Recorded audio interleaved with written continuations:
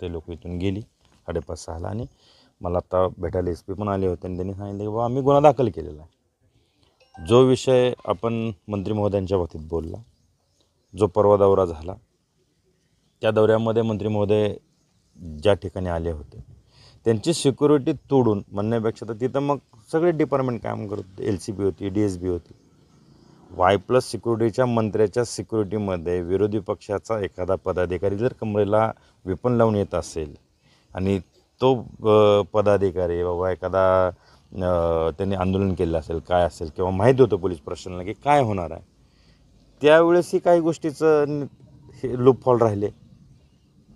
वारंवार काही गोष्टीची सूचनाही दिली होती, तरीही ते झालं. आणि ज्याच्या कमरेला वेपन होतं तो माणूस फक्त मंत्र्यापासून 6 फूट अंतरावर होता. मग जो प्रकार इथं रात्री घडला मग त्याची वाट आपण पाहतोय का, असंही माझं म्हणणं आहे. पण शेवटी कायदा सुव्यवस्था आहे. आमच्यासारख्या एखाद्याने असं काहीतरी स्टेटमेंट करून परत मग पदाचा माज, सत्तेच्या ताकदीमुळे हे केलं. विरोधकांना तेच म्हणलं, कारण विरोधकाकडे ते आमच्या चुलत्या पत्नीवरती बोलण्यासारखं काहीच नाही. आपण बघितलं असेल, आम्ही जे करतो ते आमच्या विकास कामावरती करतो. आम्ही जे केलं, आमचे पदाधिकारी असतील. आज गेले 12 वर्ष या जिल्ह्याच्या राजकारणामध्ये मी सक्रिय, आपणही बघितलं असेल, कुठलेच सिंगल ॲलिगेशन्स धनंजय सावंतवरती नाही झाले. कारण ह्या सगळ्या गोष्टीपासून आपल्याला माहिती आहे, आपण सगळ्या गोष्टी मेंटेन करून करतो. कधीच कुठली गोष्टी केली नाही. पण त्याही दिवशी काही लोकांनी त्याचा धचामं केला, दाखवलं. त्याच्या अगोदरच्या दौऱ्यात की तानाजी सावंत शेतकऱ्यांना असे म्हणले म्हणून दाखवलं. म्हणजे विरोधकाकडं तानाजी सावंतवरती बोलायला काहीच मुद्दा नाही. त्यामुळे त्यांचे पदाधिकारी पाठवायचं, कार्यक्रमात गोंधळ घालायचा.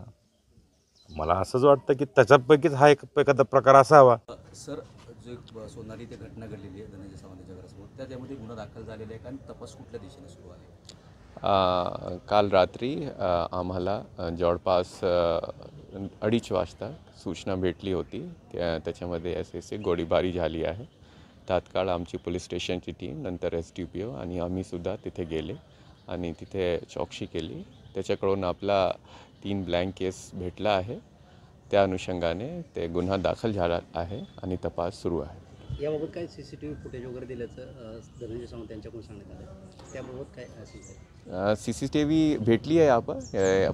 आपण अजूनच्याही ठिकाणी CCTV शोधणं चालू आहे आणि त्याची पाहणी आपण करत आहे. थँक्यू.